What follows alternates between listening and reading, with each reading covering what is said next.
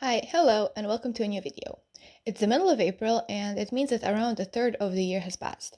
I think K-pop and any genre had enough time to show what this year will look like music-wise, and I do want to talk about some releases. In the earlier years of my channel, I used to talk about this monthly and post monthly release videos, which I really loved, and I would like to continue doing at some point. However, I am so incredibly busy that I almost never have the time for those. But this video will be about the songs that I really liked so far in these 4.5 months. So my absolute favorites. Not necessarily everything that has released, maybe not the most niche or even the most profound list, but it is the list of what were my favorites thus far. Though I have started slowly bringing the ranking back in shorts, in short form content. So if you still like that series on my channel, you can check it out via shorts and not miss that. At least while we're so busy, I think that's the best solution. First song I want to talk about, which I suppose is quite basic, is Rude by Hearts to Hearts. I think many people expected this to be a choice, and it's no wonder that it is. Last year, when I spoke about Hearts to Hearts, I was left underwhelmed.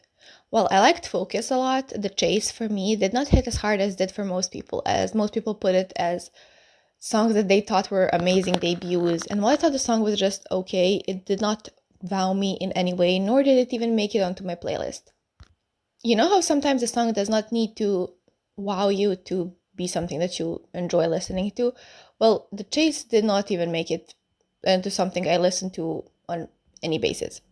And so I was not paying them as much attention.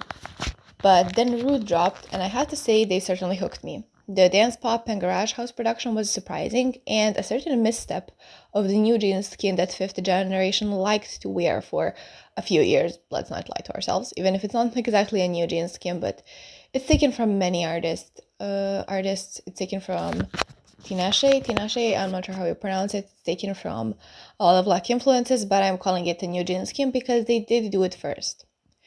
Regardless, the entire song is bright, but it does not have that airy note, so the quote-unquote New Jeans inspired. Instead, it's very honest, it's poppy, it's energetic, and dance. It's a dance sound. The signature brightness reminds me a lot of third-gen K-pop, you know how they say colorful K-pop, and I am unfortunately very biased to that style of music because those are the groups I am into most, and that is where I more or less got into K-pop. Even the interlude that I found cringy the first time I listened to the song, perhaps because I heard it so many times in edits, has grown quite fondly on me. I think it's very cute and I think it's very honest. Sometimes we are afraid of being honest in fear of being cringe, but the thing is, nothing has ever been completed or done or remembered because the person attempted to be nonchalant. Sometimes we attempt to give our all, and the honesty of it will stick or it will not, but there is 100% chance that nonchalance will not. Next song I want to talk about in, once again, supposedly quite a similar and expected vein is 404 Error by Kiki. After seeing that Root was the first song I chose, I suppose you could have well enough assumed that this would be a natural progression. Unlike with Hearts to Hearts, where I was underwhelmed to neutral, about Kiki I had a musically negative opinion, as until then I had not enjoyed anything they have put out. I think Dancing Alone or Dancing Again is their song, and I was quite neutral to positive about it. I enjoyed it well enough, but their first EP, Uncut Gem, is something that I had no interest in, and so I was not even thinking about them in my mind. However, 404, similar to Rude, was unapologetically fun. It leans even more house and garage than Rude, a lot louder, a bit more experimental, while Rude has a lot more poppy elements. SM is known for playing it safe, if we exclude NCT, but I suppose that's a difficult topic for many people right now. But it still remains bright. I enjoy the music video that references so many different eras of pop music, that it references the 60s, the 2000s, that it references Zara Larsson. It's their best song to date, and it suits their strange, quirky concept. Because when they made the setup and then released their first EP, none of it suited the strange, quirky visuals they had. It was just a great concept wasted on a very basic music release. And so this is a lot more in line with what we were promised and what I expected from them in 2025. And it's one of the best songs so far this year. I think most people will agree with me on that. Next song I want to talk about is Catch Catch by Yena. In similar vein as the past two songs, though by now I suppose you could have predicted that, Catch Catch is bubbly and borrows a lot of J-pop influences, which is undeniably Yena. Her previous few releases after Hate Rodrigo up until this one were almost textbook J-pop songs, in the sense of the only thing about them K-pop is being Korean. It's a sound very specific to her, as not many artists or groups in K-pop do that specific J-pop inspired sound. Although Catch Catch takes the influences from J-pop, I think the differentiator between it and her previous few releases is that it takes the influences from third gen K-pop and kind of marries them, as the loudness and danceability of the track lean a lot more classic K-pop. I also want to talk about the styling, which is something I am very nerdy about also in the sense. The 60s styling that she has in this era is particularly appealing to me. I love the miniskirt, I love the beehive, I love the bright colors of it all. The 60s were the beginning of modern world history-wise, and fashion reflected that in a way that I adore even now.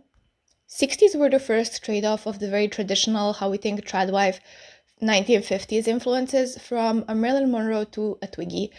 And even now, even if it's been 60, almost 70 years since the 60s, the 1960s fashion, especially the American, because once again, unfortunately, when we talk about the umbrella of anything, we often hyper-focus on the USA. It was not everywhere like it was in the USA, but in this sense, I am unfortunately using that generalization myself, and I was talking about the USA. The fashion from that period, even now, reads futuristic to me, despite having improved a lot in garment quality, size, inclusivity, or just styles in general. Nobody dresses like it's the 60s anymore, but the 60s still seem, clothing-wise, like far into the future. That was a little tangent I went on, but even the song itself is amazing. I have talked about that before. I went into this little fashion tangent. The next song I want to talk about is Ice Cream by Yuna. Here's where the dancey and loud songs that I enjoy briefly stop, as Ice Cream is not exactly that. Yuna solo holds the same bright, energetic elements as the songs I have mentioned so far, but does so in a much more chill or cutesy way. It kind of dances around being a ballad. It does not have a particularly loud chorus or a memorable hook in the melody or beat, but it is very melodic throughout, and the lyrics are catchy even if the song is slower. It's not a slow song, but slower in comparison to the last three I mentioned. It is not particularly vocally demanding, but the talk singing allows just enough vocal fry to translate the implications that the lyrics are making in a cheeky but not phallic way. I mean, we all know what K-pop artists mean when they talk about ice cream. Enough said. I also enjoyed the bright styling here, similar to Catch Catch, although here it does not pull the 60s influence or any influence. Instead, it's more of Yuna's usual style, so she hangs on the low-rise. She does her hair in a very airport fashion, in the sense that this is not the way she dresses when there's an itty comeback. So it seems it's her personal but more polished style, and to me that makes the solo debut feel all that more personal, and I think it's a great brand selling point because, for example, I love the Edgy's era, but we could see she was not exactly herself because she was playing up that techno, almost Charlie XCX styling in it, and it was not something we usually see her in out of schedules, out of songs, out of performances. Well, the styling that Yuna has for Ice Cream is very much her, even outside of the song capacity. Next song I want to talk about is To My First Love by Haiki. Out of all the new girlies, in my opinion, Haiki never had a miss, at least for me, which you can see because in almost all my favorite videos there is their newest release, but I am both biased and honest, and I can't exactly say anything. They are one of the rare groups that are keeping the quote-unquote Christian horse girl K-pop genre alive and well. To My First Love feels like a blend of All the G-Friend and anime opening sung by Lisa, not the Blackpink singer, but the Japanese singer, and an old Disney Channel original song, which is a mixture I enjoy very much, as going back to the honesty thing I said, all of those genres feel very honest and dramatic, and I like when you can tell someone is trying to send a message, even if that message may be deemed cringy or juvenile in some way. Ballads do not need to be boring if they are done well, and blasting an electric guitar into melody is a way to do it exceptionally well, if you ask me. It is bright and airy, yet it does not lose momentum due to sad electric guitar and drums. It's very cinematic, for lack of a better word, and they do have the vocals to pull it off. And I also want to talk about The Black Hole by IVE. Originally, I did not intend to put this song into this video, as it is not even in my top 10 IVE songs, but I thought about it further, and if this were released by anyone else, I would have personally called it some of their best work. The issue with IVE, or at least my issue with IVE, I think, is that they set the bar too high for themselves with their first three releases, and subconsciously I always expect music like Club Dive or Afterlike. I have gotten over that expectation for a while, but then they dropped Heya and Ascendio, and I was kind of put back on the track of them releasing more artistic music, or at least a bit more experimental, in that same very high register with the almost magical, if once again, lack of a better word to explain exactly what I'm looking for, but it's that specific edge of the songs.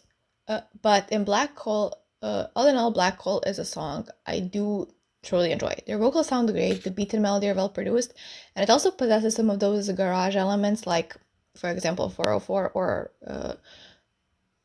Rude. I'm sorry, my bad. It seems garage will become a new trend in K-pop, but there is nothing much more to say about the song other than that it's good. I am just mentioning the tangent of my thought process, mostly to say that we should not hold groups to a mold, even if they were originally in said mold, and should allow experimentation. And even if I'm someone who is all for that, sometimes even I subconsciously separate the releases from good or bad, and this is not a matter of personal preference, obviously. You are allowed to dislike or release your favorite group releases, and it's a good thing you do. Critique is good. Critique helps improve art. It's just saying we should not dismiss something if it's good. Like, for example, I think Black Hole is a good song just because it's not fitting the pre-established mold we have for the specific artist or group. A few songs I want to mention, but won't do like a full more talking about them. It's because either they've been talked about plenty, or it's because I just don't have anything in particular to say, but I do want to mention as something I enjoyed is, well, first of all, the Jenny remix of Dracula. It's grown such a trend on TikTok that I feel like it would be an overkill to do a segment on that or to talk about it, even if I did like the song even before the Jenny feature, and even if I do think that Jenny suits the vocals a lot. We have enough people who talked about it in both positive and negative light, but it is something I did really enjoy. The EP of Play by Misamo, I also have an entire video on it, which is why I won't mention it here, but I will link the video up there if you want to go see it. It's also something I enjoyed, despite it, I'm just not mentioning it here because it's J-pop and because I have already talked about it. But a really, really strong EP all throughout. You should check it out, or check out my video if you want some explanation/opinions on it. I have also enjoyed Apinx's entire new mini. I enjoyed Love Me More as title track. It was not particularly wowing me, but it was a very nice song, and I like the EP. I also like that they are back and that they still have enough passion and drive and will to make an entire EP however many years into their career. I also enjoyed the entire album, but especially the title track, EXO My Cyber Love by 2. It's something I think many people have talked about, and I'm not sure how many times it has passed. A lot of time. I think it was released in January, but it is also something I want to mention as a song I enjoyed a lot.